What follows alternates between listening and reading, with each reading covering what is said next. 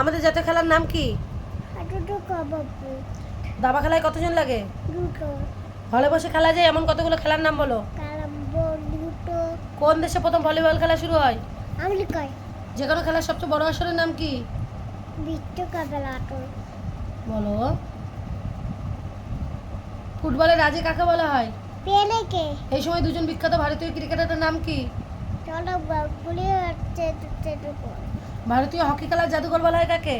Jack জাপকে। ফুটবলের রাজপুত্র বলা হয় কাকে? আলাদা বলো। ভারতের জাতীয় সঙ্গীত কি? নানুকর্ণ মনোদিন। এটা কে লিখেছেন?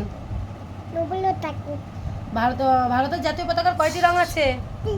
গেরুয়া চাটরা সবুজ। ভারতের জাতীয় প্রতীক কি?